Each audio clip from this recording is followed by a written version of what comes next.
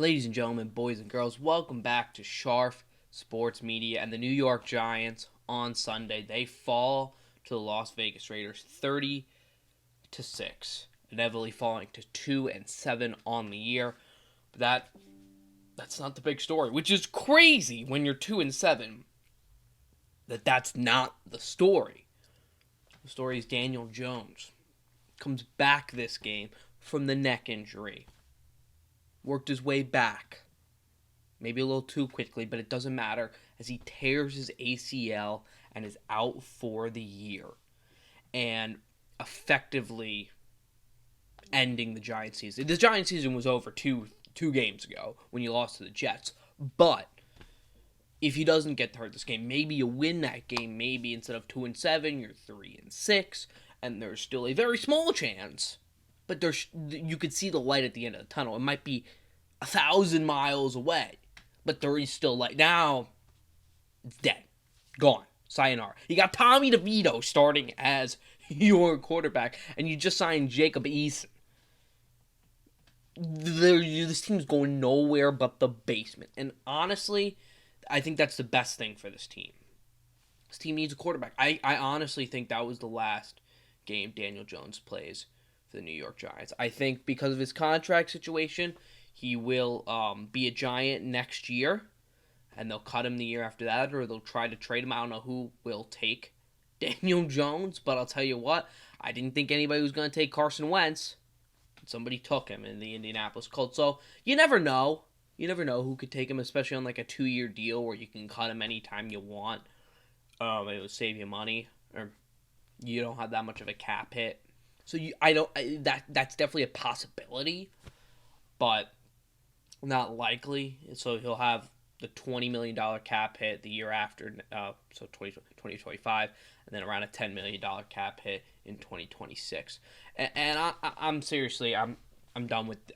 I don't think this team has anything left in the tank. I think this defense has great pieces. We'll start with the defense, and you're going to need to build around these great pieces. Just add a couple. I think Xavier McKinney is gone. From what he has said from his seasons with Wink Martindale and the way he's acted, like after games, I don't think the Giants are going to want him back. I don't think he's going to want to be back. I think he's gone, and I don't think he's played particularly the way you thought Xavier McKinney could play after his first couple years.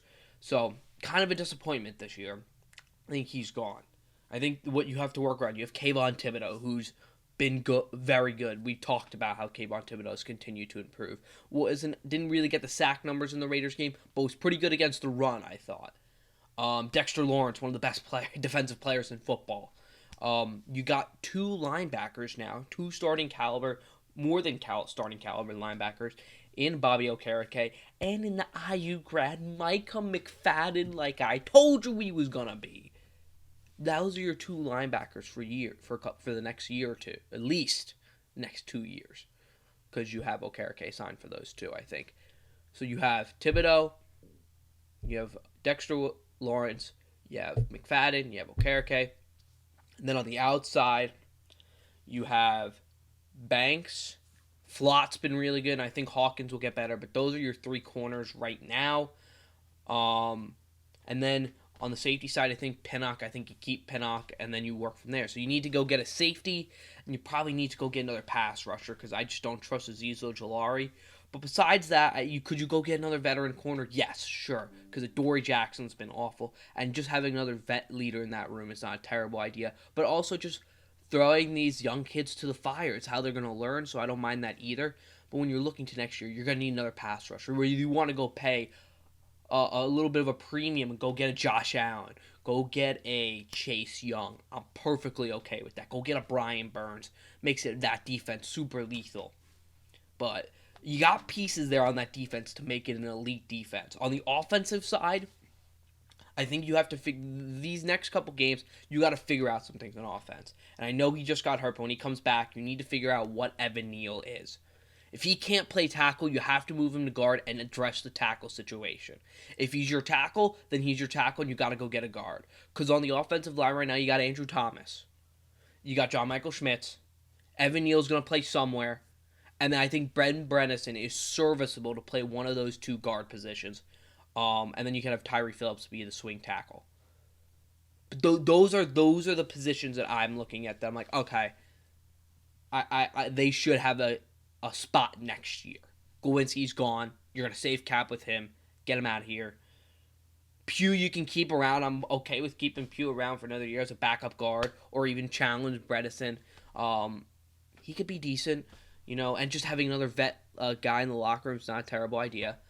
But you got to figure out, is he a tackle or a guard?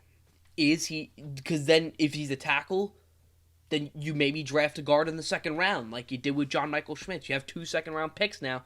You use one of those, you go get a guard, you fill out your offensive line. If he can't prove to be a tackle and you move him to the guard position, then it'd be a lot harder to draft a tackle. Maybe you have to go sign one. Maybe not the top of the line. I don't think there's a great free agency tackle group. If you can go get a serviceable right tackle, just an average right tackle in this league would make the world of a difference. The world of a difference.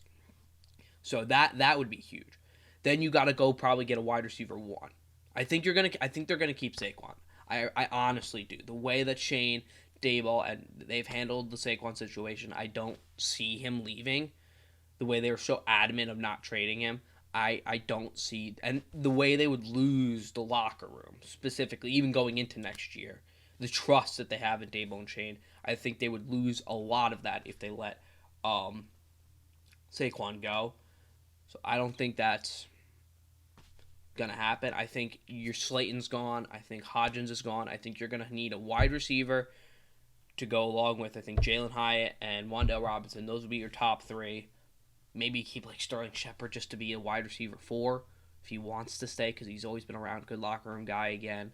But Campbell also, get him out of here. Get him out of here. Trash. Bernie, you know that little meme going with the trash cans flowing across the water? That's what I see Paris Campbell. Trash. Garbage. Get him out of here. I get him out of my sight. I don't want to see him again. But that's what you're looking for now, the future. So I think you're gonna need to sign a free agent or two. I think looking at like a T. Higgins is a very good thing via trade. If you want to trade one of those second round picks for T. Higgins, you're not gonna go trade your top 5 overall pick for T. Higgins because that's gonna be a quarterback. It's gonna be Drake May or Caleb Williams. I firmly believe you have to get one of those 2. I'm not huge on any of the other quarterbacks in this draft class. I don't know if Shedeur Sanders is going to come. I still don't want to draft him. Michael Penix. I love Michael Penix. He went to Indiana. I watched him play. He gave me some of my greatest memories as a Hoosier. But I don't want him on my professional team. He is, especially with the risk of that offensive line, he is way too brittle. And what I've seen from Daniel Jones coming off of Eli Manning, availability is the best thing possible to be. It's the best quality. Best quality is availability. And I don't know I'm going to get that with Michael Penix. So, I seriously, so that's why I'm out on him. I don't want J.J. McCarthy. I just don't think he's going to be an elite starting quarterback. I think you're drafting a guy who can be a middle-of-the-pack guy who can maybe be serviceable. But I'm not drafting serviceable with a top 5 pick. I want Caleb Williams or I want Drake May. Those are the 2 options for me. And people saying Caleb Williams can't make it in the New York media, that's not ridiculous, but you can't pass up on a talent like him if he's sitting there. You seriously can't. So I think you could test him. I think Joe Shane, you look at that, and if he can't, maybe you go May instead if you're given that choice.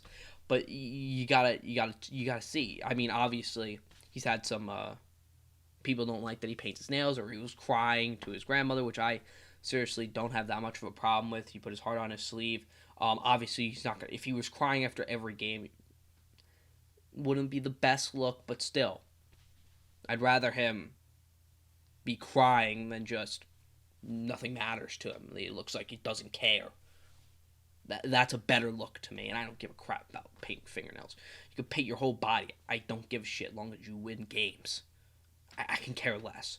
So, one of those 2 have to be the starter. Then you got to go get a weapon, maybe a pass rusher, a tackle, or a guard. But everything's to the future now. Hopefully, from what I want to see from this Giants team moving forward for this season, I want to see this defense compete. I want to see guys look to win spots for this job. McFadden continue to get better. Kayvon Thibodeau to get better. Evan Neal, what are you? I want to see Jalen Hyatt get better. I want to see Wan'Dale Robinson get better. I want to see John Michael Schmitz get better. It's about improving. Andrew Thomas said when they were not competitive his rookie year at the end, he used those games dramatically. Those games were very important in his development, and I agree with that.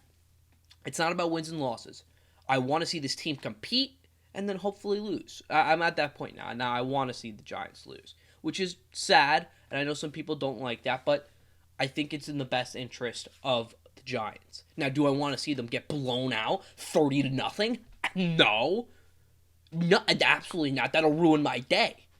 But if we lose 27-24 and the defense put up or 20-14 or 20-17 and the defense puts up a great battle, offense makes a bit of plays, but you just couldn't get it done in the end, and because you had Tommy DeVito at quarterback or whoever, Matt Barkley or Jacob Eason, whoever they decide to throw in that position. That's what I want to see. I want to see this team compete, fight for every battle, and improve at areas that I want to see improved at. I want to see guys get better. I want to see Deonte Banks take that next step. I want to see Trey Hawkins prove he can be a starting caliber cornerback. I want to see Flock continue to improve. These are things I want to see. I want to see George Ojulari stay healthy and make an impact. These are things that I'm looking for now for the rest of the season. I'm not looking for wins or losses. I'm just looking for improvement and fight. And losses.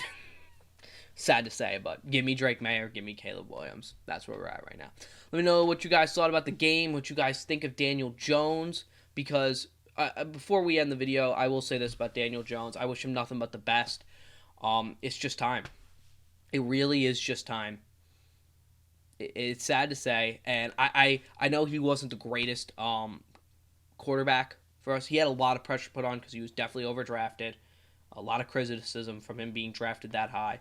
But I have nothing but respect for the person that Daniel Jones is. He's one of the toughest sons of bitches I've ever seen play quarterback. He takes hit after hit, doesn't put down anybody, takes all the blame on himself, and keeps getting back up. He tore his ACL and then tried to stay in another play. And you just saw him when he put that pressure on his leg and he fell down. You knew right away, his season's done. So I know Brendan Tierney said 15 years down the line, people will look positively on Daniel Jones. I don't know about that, but they'll sure as hell respect him. And he's got my respect. And hopefully we trade him and he works out to be a decent NFL quarterback. But it doesn't look like it's going to be here in New York. Again, let me know what you guys think on the Giants game against the Raiders, what you think of Daniel Jones. Is he going to play quarterback for the Giants again? If not, what are your views on Daniel Jones? What are your views on the future? What are your views on the Giants? Let me know in the comments on Twitter. Thank you guys so much for watching, and I'll see you on the other side.